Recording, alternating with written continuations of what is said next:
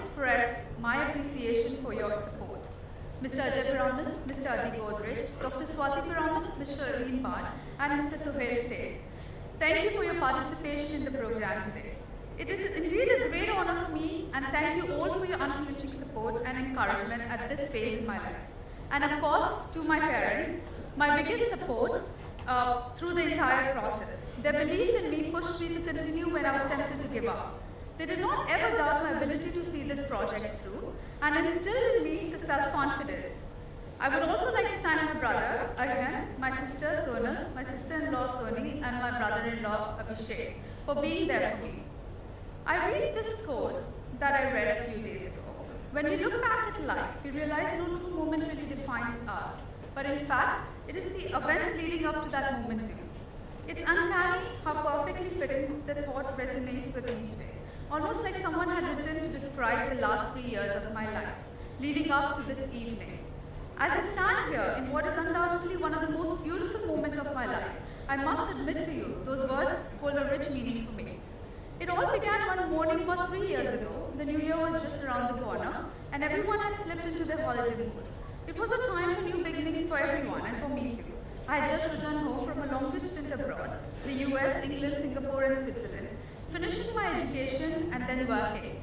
I was at that, what am I going to do with my life phase? There were many ideas, but nothing that held me in its grip and swept me off my feet. In the years that I had been away, the profile of modern Indian women had changed. They had high-profile jobs, ran successful industries and institutions, reigned at the top of their creative vocations, and it seemed to me were sitting at matched strides with their male colleagues. Vibrant, brilliant, and spirited, they were the faces of New India. What struck me especially was how every brave and adventurous woman who bucked the trend and carved out a path for herself had also inspired so many else to follow suit. For these aspiring women, every success story they read or heard boosted their resolve. And it occurred to me how important it was to bring to light the journey of these successful women, to strike the millions that may be at the various junctures and similar junctures in their own lives. The last 3 years have been intense for me. I literally woke up one day to the vision of this book, an anthology of the great successes, intense failures, desperate hopes, and soaring aspirations of 24 of India's most accomplished women. I must also say, I didn't know where to start, but knew that start I must. It has felt much like living in a dream, where on the strength of a single idea, I was being pushed forward by an unknown energy, which wouldn't let me sleep till I became my own passion. I was not sure how everything would fall into place, but something told me somehow I would find my answers. And I did find my answers. I found them in these women and their countless stories, and that continue to inspire and astonish me even today. I had started off with some preconceived notions, but these were rapidly being shattered. The more I learned, the more humbled I was by their achievements. Each woman was a shooting star, blazing her unique path across life's dark clouds.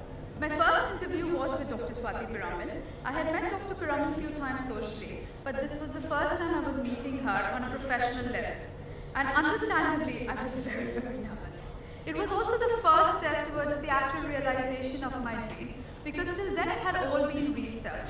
I'll never forget that first meeting. It was a huge, huge moment for me. With every interview, I gained more strength in my strength and my abilities. Every encounter was a revelation, not just about the person, but also about the philosophy that they had lived by. From Induji, I learned the power of spiritual practice. My interaction with Nita ji humbled me and taught me that irrespective of one's stature, one could always find themselves being sensitive to the plight of others. From Rajeshri ji, I understood the importance of courage and fortitude. From Swati ji, I gained the lifelong quest for learning and an interest in creativity and belief in optimism. From Saina, Sania, and Maricom, who are closest to my age, I learned the power of mental strength to overcome the obstacles that will come in my way of following my own dreams. I'm certain these stories will light up the lives of thousands of women who read the book. They will act as a constant exhortation to keep going till the job is done, till the goal they've achieved for themselves is materialized. The goal they've set for themselves is materialized. As I traveled from one city to another to meet my subjects, their friends, associates, and families, trying to connect the dots, what emerged was that success is not a product of one's own alone efforts. There's an entire ecosystem supporting and encouraging them. People behind the scenes who are holding forth, offering advice and comfort, walking with them on their journey. Thus, my book records not the accomplishments and motivations of the iconic women achievers, but also the complexity of dependent relationships in their lives, both personal and professional. After meeting many of them, especially their better halves, I'm convinced that they are the wind beneath the wings. Through She Walks, She Leads, I also wanted to highlight the role played by these people, and I hope I've done that effectively. Today, when I look back at everything I've learned and experienced during the journey of the book, I'm filled with hope for the future of my generation. Slowly but steadily, Indian women are making their presence felt.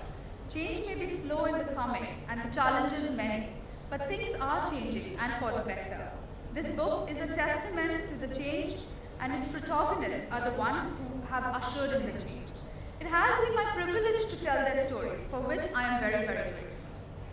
I would also like to take this opportunity to thank my family, my friends, my well-wishers, and the publisher for their help and support over the months. But most of all, I'm indebted to the women in the book.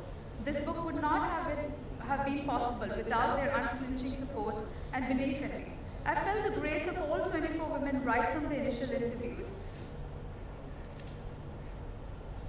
I felt the grace of all 24 women right from the initial interviews to the launch preparations, and for that I cannot be thankful enough.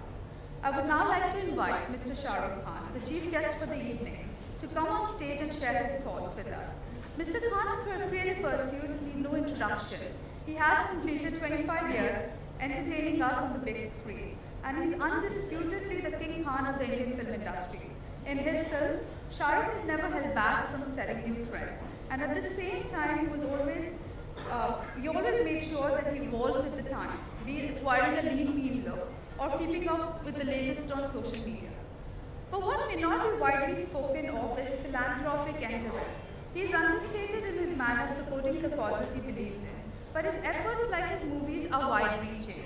He has always been very vocal on his support for women empowerment and not hesitated to speak up against gender bias. It is no wonder that all the women that he has worked for vouch for his chivalry. In She Walks, She Leads, Mr. Khan has lent his voice for 4 stories: Miss Nita Ambani, Miss Parmeshwar Godrej, Miss Saina Nehwal, and Miss Saina Mirza. And it is an absolute delight for me to have him here this evening for the first event of She Walks, She Leads. Ladies and gentlemen, please welcome Mr. Shahrukh.